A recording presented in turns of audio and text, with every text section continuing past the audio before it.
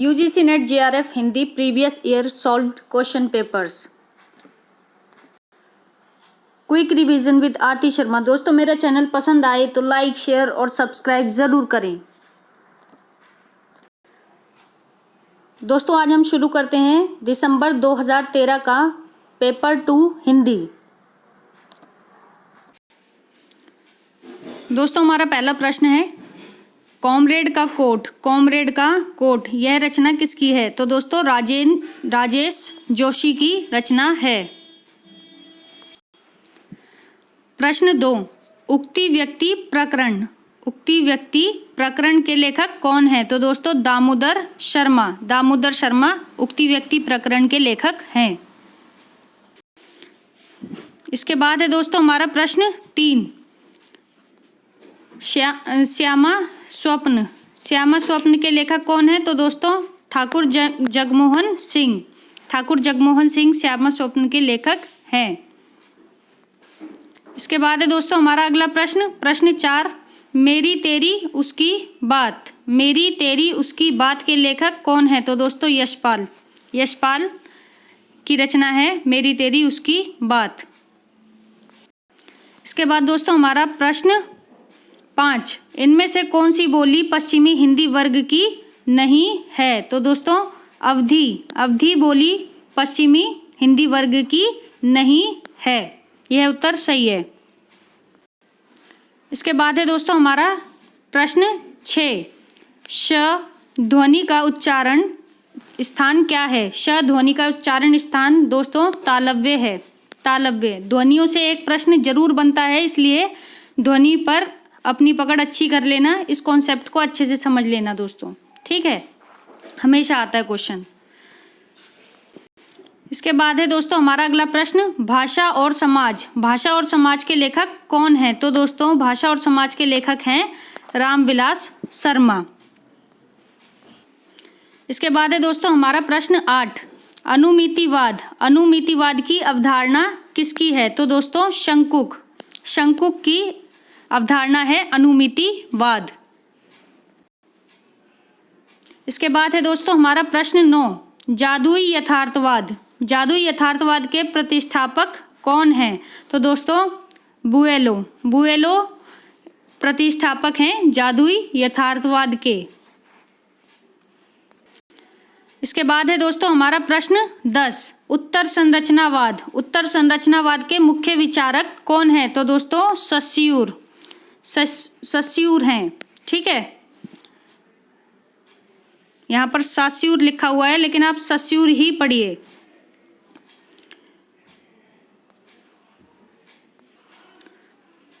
प्रश्न 11 दोस्तों अर्ध कथानक किस भाषा की रचना है? तो दोस्तों ब्रज भाषा की रचना है अर्ध कथानक। प्रश्न 12 दोस्तों इनमें से कौन सी दलित आत्मकथा नहीं है? तो दोस्तों नहीं है पर ध्यान दीजिए, तो यहाँ पर अपनी खबर जो है दलित आत्मकथा नहीं है। बाकी नागफनी जूठन और मुर्धैया दलित आत्मकथाएं हैं। दोस्तों हमारा प्रश्न 13 उज्ज्वल वरदान चेतना का सौंदर्य जिसे सब कहते हैं। मोस्ट इंपॉर्टेंट पंक्ति दोस्तों, कई बार रिपीट हुई है एग्जाम्स में, फिर से सुनिए। उज्ज्वल वरदान चेतना का सौंदर्य जिसे सब कहते हैं, यह पंक्ति कामायनी के किस सर्ग से ली गई है? तो कामायनी के सर्गों के नाम आपको याद होने चाहिए, हमेशा पूछे जाते हैं एग्जाम्स में। कभी क्रम में लगाने के लिए कह देंगे, ठीक है? कभी पूछेंगे कि इस सर्ग में कौन है, पात्रों के नाम। तो कामायनी में सर्गों के नाम बहुत ही महत्वपूर्ण है दोस्तों, याद रखिए। तो इसका उत्तर है हमारा उत्तर सी लज्जा सर्ग से है दोस्तों यह पंक्ति। उज्ज्वल वरदान चेतना का सौंदर्य जिसे सब कहते हैं कामायनी जयशंकर प्रसाद की रचना है, ठीक है? प्रश्न 14 दोस्तों पंक्ति है, ध्यान से सुनिए। सुनई कथा कौन निर्गुण की रची पची बात बनावत, सगुण सुमेरु प्रगट देखियत तुम त्रिन की ओट दुरावत। फिर से सुनिए दोस्तों, सुनई कथा कौन निर्गुण की सुनई कथा कौन निर्गुण की, रची पची बात बनावत, सगुन सुमेरु प्रगट देखियत तुम त्रिन की ओट दुरावत। तो यह पंक्ति दोस्तों सूरदास की है। इसके बाद हमारा अगला प्रश्न है 15, कितना अनुभूतिपूर्ण था वह एक क्षण का आलिंगन। तो दोस्तों फिर से सुनिए, कितना अनुभूतिपूर्ण था वह एक क्षण का आलिंगन।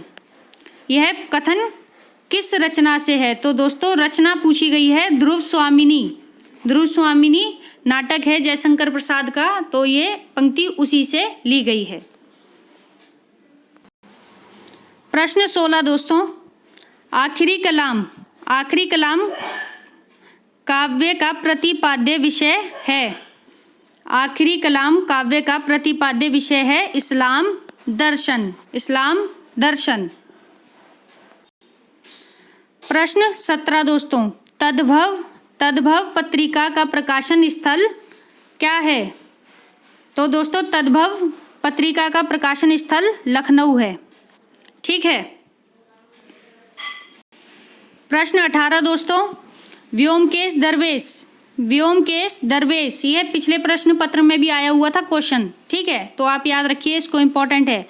व्योमकेश दरवेश के लेखक कौन हैं? तो दोस्तों विश्वनाथ त्रिपाठी व्योमकेश दरवेश के लेखक हैं। इसके बाद हमारा अगला प्रश्न है दोस्तों, प्रश्न 19, इनमें से किस कवि का समावेश अज्ञेय संपादित चौथा सप्तक में किया गया है? तो दोस्तों इनमें से किस कवि का समावेश अज्ञेय द्वारा संपादित चौथा सप्तक में किया गया है? तो दोस्तों सुमन राजे का समावेश किया गया है। तो तार सप्तक सुना होगा, ठीक है ना। तो इसी तरह से 4 सप्तक आए थे किनके? अज्ञेय के। ठीक है, तो उसमें सुमन राजे का भी उल्लेख किया गया है। ठीक है। इसके बाद है दोस्तों हमारा प्रश्न 20, अथातो घुमक्कड़ जिज्ञासा किस विधा से संबंधित रचना है? तो दोस्तों यह एक यात्रा वृतांत है। अथातो घुमक्कड़ जिज्ञासा। प्रश्न 25 दोस्तों, प्रश्न 25 है हमारा, प्रकाशन के अनुसार इन पत्रिकाओं का सही अनुक्रम कौन सा है? तो पत्रिकाएं दी गई हैं, इनका सही अनुक्रम लगाना है दोस्तों। तो सबसे पहले हिंदी प्रदीप, उसके बाद ब्राह्मण, फिर चांद और अंत में हंस। तो फिर से देख लीजिए, सबसे पहले हमारी हिंदी प्रदीप, फिर ब्राह्मण और फिर चांद और फिर हंस। ये सारी पत्रिकाएं जो हैं क्रम से लगाई गई हैं। तो हमारा ऑप्शन ए जो है वो सही है। ठीक है।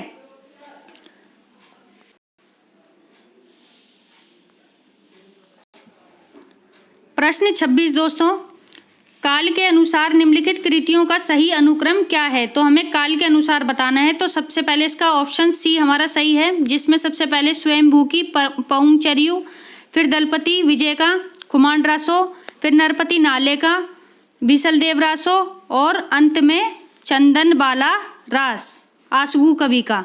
ठीक है, तो इस तरह से हम फिर से देख लेते हैं। सबसे पहले हमारी कौन सी रचना आई? पौंचर्यु।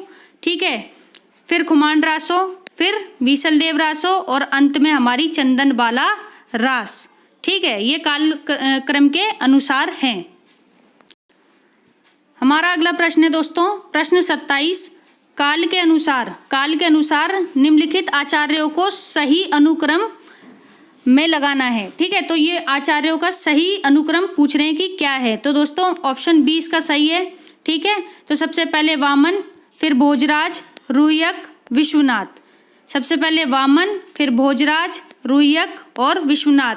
हालांकि देखा जाए तो स्टार्टिंग से तो भामे से है, ठीक है, लेकिन फिर भी क्या है कि बीच में से पूछ लिया गया है यहाँ पे कवियों को। तो बीच में से मतलब एक जो क्रम चला आ रहा है, तो आपको सारे कवि तो पता होने ही चाहिए दोस्तों, और आपको पता होना चाहिए कि कौन से आचार्य के बाद कौन से आचार्य आए हैं, तभी आप लगा पाएंगे दोस्तों। बहुत मुश्किल नहीं है, कुछ मुख्य नाम याद रख लीजिए, याद हो जाएगा अपने आप। आप मान लीजिए 4 हैं तो आप 3 तो याद रखिए ही, ठीक है ना, अपने आप लगा लेंगे। 2 का पता होगा तो भी आप लगा लेंगे।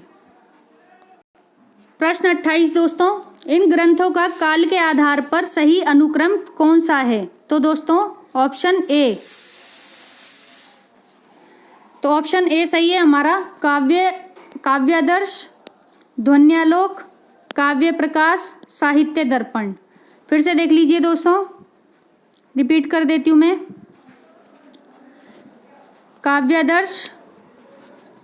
काव्यादर्श, ध्वन्यालोक, काव्य प्रकाश, साहित्य दर्पण, ये सभी ग्रंथ हैं जो काल के आधार पर सही अनुक्रम में हैं। ठीक है, अब हम चलते हैं अपने अगले प्रश्न पर। हमारा अगला प्रश्न है दोस्तों 29। चरण में मात्राओं की संख्या कम से अधिक के आधार पर मात्रिक छंदों का सही अनुक्रम कौन सा है? तो दोस्तों हमें यहाँ पे चरण में मात्राओं की संख्या, ठीक है, जो कि कम से अधिक, ठीक, तो उसके आधार पर मात्रिक छंदों का सही अनुक्रम बताना है कि कौन सा है। तो दोस्तों हमारा उत्तर है ऑप्शन डी। तो चौपाई सबसे पहले, फिर पीयूषवर्धक, फिर रोला और अंत में गीतिका, ये सभी छंद जो हैं हमारे क्रम से हैं, मात्रिक छंद है दोस्तों। ठीक है, ध्यान रखना, चौपाई, पीयूषवर्धक, रोला, गीतिका। हमारा प्रश्न 30 है दोस्तों, प्रकाशन के अनुसार इन उपन्यासों का सही अनुक्रम क्या है? तो दोस्तों प्रकाशन के आधार पर बताना है हमें। तो सबसे पहले भाग्यवती, श्रद्धाराम, फ्लोरिका, ठीक है,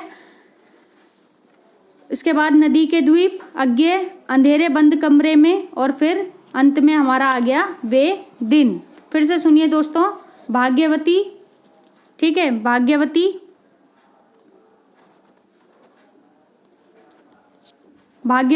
नदी के द्वीप, अंधेरे बंद कमरे में, ठीक, उसके बाद वे दिन। मैं थोड़ी सी स्क्रीन ऊपर कर देती हूँ, आप ध्यान से देख लीजिए दोस्तों।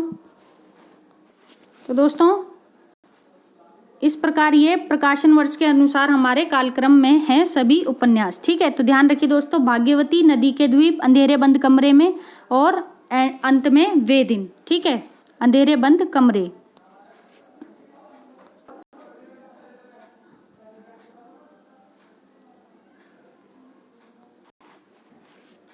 दोस्तों हमारा प्रश्न 31, निम्नलिखित पत्रिकाओं को उनके संपादकों के साथ मिलाना है। तो संपादकों के साथ मिलाना है दोस्तों, तो सबसे पहली पत्रिका है हमारी कवि वचन सुधा, जिसके संपादक हैं बाबू हरिश्चंद्र।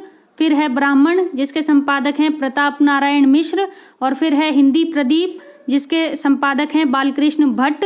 और फिर अंत में हमारी है विश्व भारती, जिसके संपादक हैं हजारी प्रसाद द्विवेदी। हिंदी प्रदीप बार बार पूछी जा रही है, हिंदी प्रदीप। ठीक है, तो आप याद रखिए ये 4 ऑप्शंस में से एक ऑप्शन तो हिंदी प्रदीप का होता ही है हर हाल में। ठीक है, तो हिंदी प्रदीप को आप याद रखिए, एक भी पता होगा तो भी आप आइडिया लगाने में मतलब आपको आसानी होगी। ठीक है, तो दोस्तों आप स्क्रीन देख लीजिए। ठीक है, कौन सा ऑप्शन है इसका? ऑप्शन सी जो है वो सही है। ठीक, बाकी डिस्कस मैंने कर ही लिया है। अब हम चलते हैं अपने अगले प्रश्न पर। हमारा अगला प्रश्न है दोस्तों प्रश्न 32। तो निम्नलिखित कृतियों को उनके रचनाकारों के साथ मिलाना है। तो दोस्तों ऑप्शन ए कृति है हमारी मैंने स्मृति के दीप जलाए। मैंने स्मृति के दीप जलाए किसकी है? तो रामनाथ सुमन की रचना है। इसके बाद है भावों की तीर्थ यात्रा, ये किसकी रचना है? विष्णु प्रभाकर की रचना है भावों की तीर्थ यात्रा। फिर है हमारी वे दिन वे लोग, वे दिन वे लोग, तो ये शिव पूजन सहाय की रचना है। इसके बाद आती है हमारी अंत में डी वन तुलसी की गंध। वन तुलसी की गंध ये किसकी रचना है दोस्तों? तो फणीश्वर नाथ रेणु की रचना है। अगर आप गौर कर रहे होंगे तो ये सभी जो हैं बड़े बड़े रचनाकार रहे हैं। ठीक है, तो ध्यान रखिए कि कहाँ से प्रश्न पूछे जा रहे हैं और किन लेखकों को उठाया जा रहा है क्वेश्चन पेपर में। ठीक है, तो सभी लेखक नहीं पढ़े जा सकते, लेकिन जो महत्वपूर्ण हैं उन्हें तो पढ़ा ही जा सकता है और उनकी रचनाओं को याद करना बहुत ही ज़रूरी है। सारी रचनाएं नहीं याद कर सकते कोई बात नहीं, लेकिन जो प्रसिद्ध रचनाएं हैं उनको याद कर लीजिए। और कम से कम अगर मान लीजिए 5 है तो 3 रचनाएं तो आपको पता होनी ही चाहिए। आधे से ज़्यादा हमेशा मार्जिन लेकर के चलो, जिससे कि आपको आइडिया लगाने में आसानी हो। कंफर्म है तब तो बात ही अलग है, लेकिन जहाँ पर बात आइडिया लगाने की आती है तब हम ये ट्रिक अपनाते हैं दोस्तों। तो इस तरह से हमने देख लिया दोस्तों। फिर से एक बार देख लेते हैं। प्रश्न 32 में हमें रचनाकार और उनके कृतियों को मिलाना था, जिसमें हमने बात करी थी ए ऑप्शन हमारा क्या था, रिपीट कर रही हूँ मैं क्वेश्चन, ठीक है। तो मैंने स्मृति के दीप जलाए किसकी रचना है दोस्तों, रामनाथ सुमन। फिर भावों की तीर्थ यात्रा विष्णु प्रभाकर।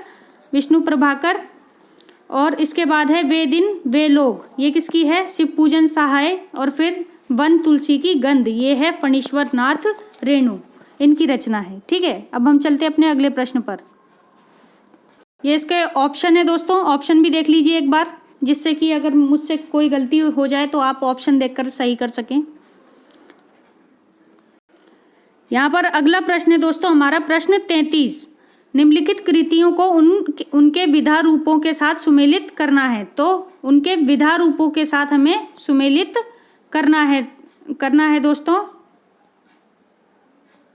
तो दोस्तों आप सीधा ऑप्शंस देख लीजिए, प्रश्न मैंने पढ़ दिया है, विधाओं को मिलाना है, ठीक है। तो देख लीजिए स्क्रीन पर, उसके बाद फिर हम स्टार्ट करते हैं।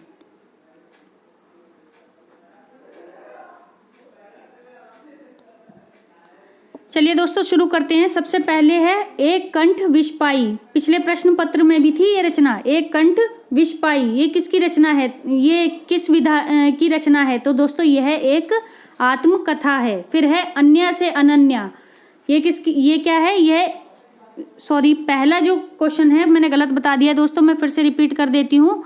एक कंठ विषपाई है एक गीति नाट्य। इसके बाद है अन्य से अनन्या, जो कि हमारी एक आत्म कथा है। इसके बाद है एक बूंद सहसा उछली, यह एक यात्रा वृतांत है। फिर है हमारा उत्तर योगी श्री अरविंद, तो यह एक जीवनी है, ठीक है दोस्तों, क्या है, यह एक जीवनी है। अब हम देखेंगे दोस्तों इसके ऑप्शंस। तो देख लीजिए दोस्तों आपके सामने है स्क्रीन पर ऑप्शन। बाकी हम चलते हैं अपने अगले प्रश्न पर। प्रश्न 34 है दोस्तों, निम्नलिखित लंबी कविताओं को उनके कवियों के साथ हमें सुमेलित करना है। तो दोस्तों प्रश्न आपने देख लिया है, अब हम सीधा ऑप्शंस आपके सामने रखेंगे और उनके उत्तर भी, ठीक है। तो दोस्तों सबसे पहले हरिजन गाथा किसकी कविता है, तो दोस्तों नागार्जुन की कविता है। फिर है बाग किसकी कविता है, केदारनाथ सिंह की। इसके बाद है शिवाजी का पत्र, यह निराला की कविता है। और अंत में है प्रमथ्यु गाथा, ये किसकी है दोस्तों, धर्मवीर भारती की कविता है। अब हम आपको ऑप्शन दिखाते हैं दोस्तों, ऑप्शन भी देख लीजिए। ऑप्शन ए सही है, ए सही उत्तर है दोस्तों, देख लीजिए और फिर मिलान कर लीजिए। हमारा अगला प्रश्न है दोस्तों, निम्नलिखित पंक्तियों के साथ उनके लेखकों को सुमेलित करना है। निम्नलिखित पंक्तियों के साथ उनके लेखकों को सुमेलित करना है। तो दोस्तों महत्वपूर्ण पंक्तियां दी गई हैं, ध्यान से सुनिएगा। क्वेश्चन आपने पढ़ लिया है, मैं स्क्रीन को मिनिमाइज कर देती हूँ जिससे कि आप उत्तर भी साथ साथ देख सकें। तो दोस्तों हमारी पहली पंक्ति है, मैं साहित्य को मनुष्य की दृष्टि से देखने का पक्षपाती हूँ। मैं साहित्य को मनुष्य की दृष्टि से देखने का पक्षपाती हूँ। तो दोस्तों यह पंक्ति किसकी है, तो यह पंक्ति है हजारी प्रसाद द्विवेदी की पंक्ति है। इसके बाद आती है हमारी दूसरी पंक्ति, नाद सौंदर्य से कविता की आयु बढ़ती है। यह पंक्ति किसकी है, तो दोस्तों ऑप्शन दिख नहीं रहा है लेकिन आंसर है रामचंद्र शुक्ल की पंक्ति है। हमारी अगली पंक्ति है दोस्तों, हमारी अगली पंक्ति है साहित्य जन समूह के हृदय का विकास है। साहित्य जन समूह के हृदय का विकास है, ये तो समझ लीजिए मतलब हमेशा ही पूछी जाती है, हमेशा ही, मतलब इतनी इम्पोर्टेंट पंक्ति है ये। साहित्य जन समूह के हृदय का विकास है, ये बालकृष्ण तो दोस्तों बालकृष्ण भट्ट की पंक्ति है, साहित्य जन समूह के हृदय का विकास है। अभी हमने पढ़ा था नाद सौंदर्य कविता की आयु बढ़ाती है, एक नाद सौंदर्य से कविता की आयु बढ़ती है, ये रामचंद्र शुक्ल की पंक्ति है। मैं साहित्य को मनुष्य की दृष्टि से देखने का पक्षपाती हूँ, यह है हजारी प्रसाद द्विवेदी जी की पंक्ति है। और इसके बाद जब हम अगले उस पर चलते हैं तो दोस्तों अंत में अंतिम पंक्ति है हमारी, आचरण की सभ्यता का यह देश ही निराला है। तो यह पंक्ति किसकी है दोस्तों? सरदार पूरन सिंह की पंक्ति है, आचरण की सभ्यता का यह देश ही निराला है। ठीक है, तो ध्यान रखिए दोस्तों, ऑप्शंस देख लीजिए। ऑप्शन बी जो है हमारा सही है। दोस्तों यहाँ पर हमारा प्रश्न 36 है, निबंध संग्रह दिए हुए हैं और उनके निबंधकारों के साथ हमें मिलान करना है। तो दोस्तों मैं स्क्रीन आपके सामने कर रही हूँ, तो ये सारे निबंध हैं ऑप्शन में और ये निबंधकार हैं। ठीक है, तो आप स्क्रीन देखिए। तो दोस्तों सबसे पहला है, मेरे राम का मुकुट भीग रहा है। अगर आपने कल के प्रश्न पत्र में ध्यान दिया हो तो दोस्तों उसमें भी ये पंक्ति पूछी गई थी, ये निबंध जो था पूछा गया था कि मेरे राम का मुकुट भीग रहा है। तो ये किसकी है, किसका निबंध है? तो दोस्तों कुबेरनाथ राय का निबंध है। इसके बाद आता है हमारा प्रिया नीलकंठी। तो ये किसका उपन्यास है दोस्तों? ये है, अच्छा मैंने गलत बता दिया, सॉरी, फिर से सुन लीजिए। ए जो है मेरे राम का मुकुट भीग रहा है, मेरे राम का मुकुट भीग रहा है, ये किसकी रचना है दोस्तों? विद्या निवास मिश्र की रचना है। मेरे राम का मुकुट भीग रहा है, ये है विद्या निवास मिश्र की रचना है। इसके बाद है प्रिया नीलकंठी, ये कुबेरनाथ राय का निबंध है। इसके बाद है ठेले पर हिमालय, यह धर्मवीर भारती का निबंध है, ठेले पर हिमालय। इसके बाद है आलोक पर्व यानी कि ये हजारी प्रसाद द्विवेदी का निबंध है। तो दोस्तों इस प्रकार कुछ निबंध और निबंधकार आपके सामने हैं जो कि महत्वपूर्ण है, तो आप याद रख लीजिए। हजारी प्रसाद द्विवेदी के निबंध तो पूछे ही जाते हैं, वो बात अलग है कि कभी कोई निबंध पूछ लेंगे कभी कोई, तो आपको याद होने चाहिए। धर्मवीर भारती, कुबेरनाथ राय, ये सभी जो है इम्पोर्टेंट है दोस्तों। ठीक है, तो आपको पता होना चाहिए। द्विवेदी जी के तो निबंध आप याद कर ही लीजिए, ऑप्शन में एक इनका नाम तो जरूर होता ही है। स्क्रीन पर आंसर भी देख लीजिए दोस्तों, आपके सामने है। अब हम चलते हैं अपने अगले प्रश्न पर। प्रश्न देख लीजिए दोस्तों, सबसे पहले प्रश्न 37, निम्नलिखित कवियों को उनकी पंक्ति के साथ सुमेलित करना है। तो निम्नलिखित पंक्तियों को उनके कवियों के साथ सुमेलित करना है। ठीक है, तो यहाँ पर कुछ पंक्तियाँ हैं, मैं स्क्रीन छोटी कर दे रही हूँ जिससे आप सभी ऑप्शंस भी देख लें और उनके उत्तर भी देख लें। तो दोस्तों यहाँ पर कविता की कुछ पंक्तियाँ दी गई हैं, ठीक है, उनके कवि भी दिए गए हैं, तो आप कवियों को कविता की पंक्ति से मिलाइए। तो सबसे पहले हमारे अज्ञे, इनकी पंक्ति है, रूपों में एक अरूप सदा खिलता है, रूपों में एक अरूप सदा खिलता है। कितनी प्यारी बात कही है, देखो। प्रश्न बी, ऑप्शन बी सॉरी, निराला की पंक्ति है, बांधो ना नाव इस ठाव बंधु, बांधो ना नाव इस ठाव बंधु। फिर हमारा सी ऑप्शन है पंत, तो पंत, अरे पंत, एक मिनट दोस्तों, यहाँ पर कुछ गड़बड़ हो गई है, मुझे लगता है पंत का ऑप्शन होगा हमारा सेकंड। ठीक है, तो पंत की है, मुक्त करो नारी को मानव, मुक्त करो नारी को मानव, और डी ऑप्शन होगा हमारा, इसका उत्तर होगा हमारा, एक बार ना ऑप्शंस देख लेते हैं, कन्फ्यूजन हो रही है थोड़ी सी, ठीक है। तो दोस्तों हमारा जो ऑप्शन सी है, ऑप्शन सी इसका आंसर है हमारा, ऑप्शन सी, ये रहा स्क्रीन पर आपके सामने है ऑप्शन सी, ठीक है। इसका है हमारा दूसरा, यानी कि मुक्त करो नारी को मानव, सही बताया था मैंने, मुक्त करो नारी को मानव। और इसके बाद है डी, जिसका उत्तर है हमारा पहला, तो डी का हमारा पहला है, ये गलत है दोस्तों, गलत एरो लग गया है। स्क्रीन देख लीजिए आप एक बार। दोस्तों मैं एक बार फिर रिपीट करती हूँ। अज्ञे की पंक्ति है, रूपों में एक अरूप सदा है, ठीक है। इसके बाद निराला, बांधो ना नाव इस ठाव बंधु। फिर पंत की पंक्ति है, मुक्त करो नारी को मानव। फिर अंत में शमशेर बहादुर सिंह की पंक्ति है, बात बोलगी हम नहीं, भेद खोलेगी बात ही। अच्छा, यहाँ पर थोड़ा स्पेल मिस्टेक भी है, बात बोलेगी हम नहीं, भेद खोलेगी बात ही, ठीक है। तो ये पंक्ति किसकी है? ये पंक्ति है शमशेर बहादुर सिंह की पंक्ति है, ठीक है दोस्तों। अब चलते हैं हम अपने अगले प्रश्न पर। दोस्तों हमारा प्रश्न 38, निम्नलिखित पंक्तियों को उनके कवियों के साथ सुमेलित करना है। तो दोस्तों ऑप्शन हमारे पहले पंक्तियां दी गई हैं, फिर कवि दिए गए हैं।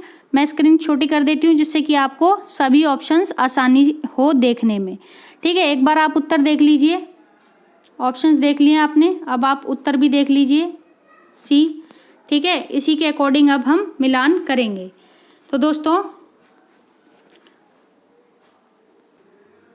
दोस्तों हमारी पहली पंक्ति है, केशव कहीं न जाए का कहिए, केशव कहीं न जाए का कहिए। तो ये पंक्ति किसकी है दोस्तों? तुलसीदास की पंक्ति है। इसके बाद आता है हमारा ऑप्शन बी। तो दोस्तों ऑप्शन बी हमारा है, अविगत गति कछु कहत न आवई, अविगत गति कछु कहत न आवई। ये किसकी है दोस्तों? ये सूरदास की पंक्ति है, सूरदास की पंक्ति है। इसके बाद हमारा सी है राम भक्ति अनियारे तीर, राम भक्ति अनियारे तीर, यह पंक्ति कबीरदास की है दोस्तों।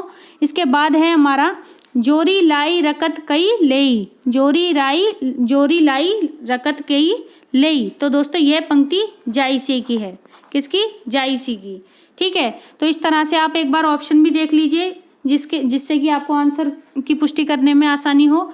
बाकी एक बार स्क्रीन में दिखा देती हूँ आपको।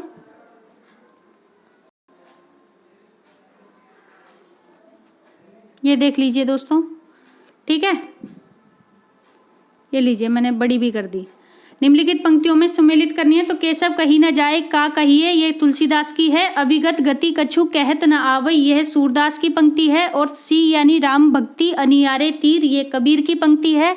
और अंत में हमारी जोरी लाई रकत कई लेई, यह जायसी की पंक्ति है दोस्तों।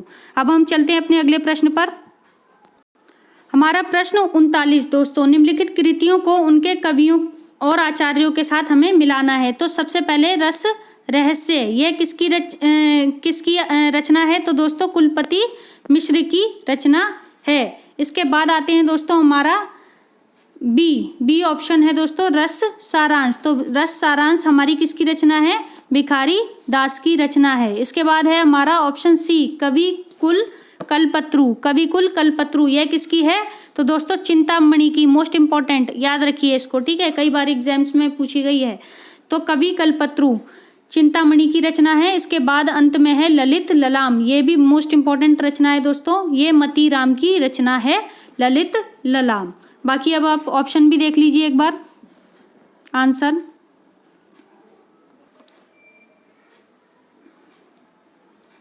ठीक है दोस्तों, तो ये इस तरह से आंसर है हमारा। अब हम चलते हैं अपने अगले प्रश्न पर। दोस्तों हमारा अगला प्रश्न है 40, निम्नलिखित रचनाओं को उनकी भाषाओं के साथ मिलाना है। तो दोस्तों सबसे पहले हमारी कवितावली, जिसका ऑप्शन सेकंड सही है, ब्रज भाषा में है। फिर है पृथ्वीराज रासो, जो कि पिंगल भाषा में है, फर्स्ट ऑप्शन। फिर है सी यानी बरवई नायिका भेद, ये है अवधी भाषा में। और अंत में है अमीर खुसरो की मुकरियाँ, ये हमारी खड़ी बोली में है। और दोस्तों अगर आपको याद भी हो तो अमीर खुसरो को खड़ी बोली का पहला कवि कहा जाता है। अब आप ऑप्शन देख लीजिए। ये देख लीजिए दोस्तों, ये है उत्तर हमारा। ठीक है, अब हम वापस से आते हैं, एक बार आपको मिलान करके भी दिखा देते हैं जिससे आपको आसानी हो सके। तो दोस्तों सबसे पहले है हमारी कवितावली, ठीक है, ब्रज जिसकी भाषा है, पृथ्वीराज रासो जिसकी पिंगल है, बरवई नायिका भेद जिसकी अवधि है भाषा, और अमीर खुसरो की मुकरियाँ यानी कि खड़ी बोली में हैं। ठीक है, अब हम अपने अगले प्रश्न पर चलते हैं। दोस्तों यहाँ पर प्रश्न 41 स्थापना है, स्थापना और तर्क। ठीक है, तो स्थापना हमारी है उत्तर आधुनिकता वृद्ध पूंजीवाद है, उत्तर आधुनिकता वृद्ध पूंजीवाद है। तो दोस्तों यहाँ पे तर्क दिया गया है हमारे सामने कि इसमें विश्व बाजार से प्रभावित तीसरी दुनिया का उपभोक्तावादी चिंतन ज़्यादा मुखर हुआ है। तो दोस्तों इसका ऑप्शन सी हमारा है, यानी कि ए और 2, यानी कि हमारी स्थापना भी सही है और हमारा तर्क भी सही है। स्थापना क्या है? उत्तर आधुनिकता वृद्ध पूंजीवाद है। ठीक है, और तर्क है इसमें विश्व बाजार से प्रभावित तीसरी दुनिया का उपभोक्तावादी चिंतन ज़्यादा मुखर हुआ है। तो दोनों ही सही है। ठीक है, ऑप्शन देख लीजिए एक बार दोस्तों। ठीक है, अब हमारा अगला प्रश्न है दोस्तों, अगला प्रश्न है प्रश्न 42। तो प्रश्न 42 है दोस्तों हमारा, ये भी स्थापना है। तो अधिकतर मनोवेत्ताओं के मतानुसार बुद्धिवादी पाठक का रचना के साथ पूर्ण तादात्म्य अथवा साधारणीकरण सहज संभव नहीं है। तो दोस्तों सहज संभव नहीं है। ठीक है, तो इसके बाद हमारा तर्क है दोस्तों, आस्वादन के समय पाठक वेदांतर शून्य हो जाता है। जिस समय मतलब रचना पढ़ता है उस समय वेदांतर शून्य हो जाता है और अतः मानसिक अंतराल के कारण उसका साधारणीकरण हो सकता है। तो दोस्तों इसका ऑप्शन है ए, यानी कि ए जो है हमारी यानी स्थापना गलत है और जो हमारा तर्क है दोस्तों वो हमारा सही है। ठीक है, तर्क हमारा सही है। तो अब हम चलते हैं अपने अगले प्रश्न पर। प्रश्न 43 दोस्तों, तो हमारी स्थापना है वक्रोक्ति स्वतंत्र संप्रदाय न होकर आचार्य कुंतक का एकल मतवाद है। फिर से देखिए दोस्तों, वक्रोक्ति स्वतंत्र संप्रदाय न होकर क्या है? आचार्य कुंतक। ठीक है, आचार्य कुंतक का एकल मतवाद है। बाकी हमारा तर्क है दोस्तों, संप्रदाय में एकाधिक विचारकों की सहभागिता अनिवार्य होती है। इससे अधिकतर आचार्यों ने अलंकार माना है, संप्रदाय नहीं। यानी कि कहना क्या चाह रहे हैं, फिर से देख लीजिए दोस्तों, संप्रदाय में एकाधिक विचारकों की यानी कि एक से ज़्यादा विचारकों की सहभागिता जरूरी होती है। ठीक है, इसे अधिकतर आचार्यों ने अलंकार माना है और इसी को ही जो ज़्यादातर आचार्य कहते हैं कि ये एक तरह का अलंकार है। ठीक है, और जबकि संप्रदाय नहीं है। तो दोस्तों हमारा उत्तर ए, यानी कि हमारा उत्तर है क्या है कि इसमें ए और आर हमारी दोनों ही व्याख्या और तर्क जो है वो सही है। तो हमारी व्याख्या भी सही है और हमारा तर्क भी सही है। आगे चलते हैं दोस्तों, प्रश्न 44 दोस्तों, यहाँ पे भी स्थापना है और तर्क है। तो आप ध्यान से सुने। स्थापना रमणीयार्थ मोस्ट इम्पॉर्टेंट दोस्तों। ठीक है, हमेशा ऑप्शंस में होती है ये। देखो अब यहाँ पर स्थापना में पूछ ली गई है। ठीक है, तो यहाँ पे कथन कारण में पूछ ली गई है। ठीक, तो रमणीयार्थ प्रतिपादक प्रत्येक शब्द का काव्य नहीं होता, ये स्थापना है। रमणीयार्थ प्रतिपादक प्रत्येक शब्द काव्य नहीं होता। यहाँ पे तर्क दिया गया है दोस्तों, जब सर्वोत्तम शब्द अपने सर्वोत्तम क्रम में किसी वाक्य में सुगठित हो जाता है तब वह काव्य का स्तर प्राप्त करता है।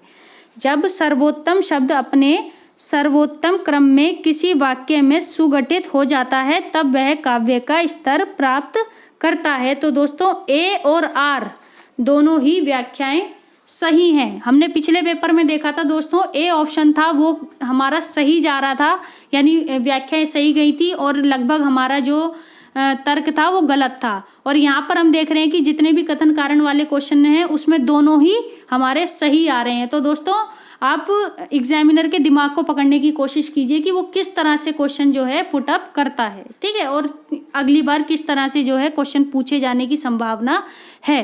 ठीक है दोस्तों, आगे बढ़ते हैं हम।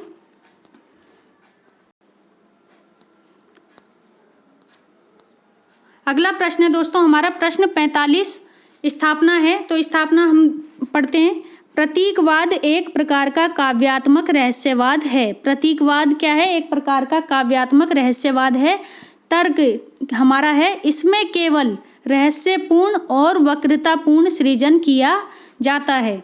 तो इसमें केवल रहस्यपूर्ण और वक्रतापूर्ण सृजन किया जाता है। तो दोस्तों इसका ऑप्शन ए हमारा जो है सही है, यानी कि ऑप्शन ए में कह रहा है जो ऑप्शन ए की व्याख्या जो है, स्थापना जो है वो हमारी सही है, ठीक है, और जो हमारा तर्क है वो हमारा क्या है? गलत है, ठीक है, तर्क हमारा गलत है। तो यानी कि ऑप्शन ए, ठीक, देख लीजिए एक बार आराम से, ठीक है। तो ये हमारी यानी स्थापना हमारी सही है, स्थापना सही है और ये हमारा गलत है, ठीक। अगले उस पे चलते हैं दोस्तों, प्रश्न पे। अगला है दोस्तों हमारा निर्देश, यानी कि निर्देश में कहा जा रहा है कि निर्देश, ठीक है दोस्तों सुनिए, निर्देश क्या है हमारे? निम्नलिखित अवतरण को ध्यानपूर्वक पढ़ें और उससे संबंधित प्रश्नों यानी कि प्रश्न संख्या 46 से 50 तक के उत्तरों के दिए गए बहु विकल्पों में से सही विकल्प का चयन करें। तो दोस्तों ये कुछ इंस्ट्रक्शंस दी गई थी। पहले जो जिस तरह के एग्जाम पैटर्न आता था ये उसका है, ठीक है, लेकिन अभी क्या है कि एग्जाम पैटर्न बदल चुका है। लेकिन आप याद रखिए कि रचनाएं और कवि नहीं बदले हैं, वो जैसे थे वैसे ही हैं। तो एग्जाम पैटर्न कुछ भी रहे दोस्तों, आपको अपने कॉन्सेप्ट तैयार करने हैं, ठीक है। तो हम चलते हैं सीधा अपने आगे अवतरण पर, ठीक है, इसको पढ़ेंगे और फिर हम क्वेश्चन के आंसर देने की कोशिश करेंगे।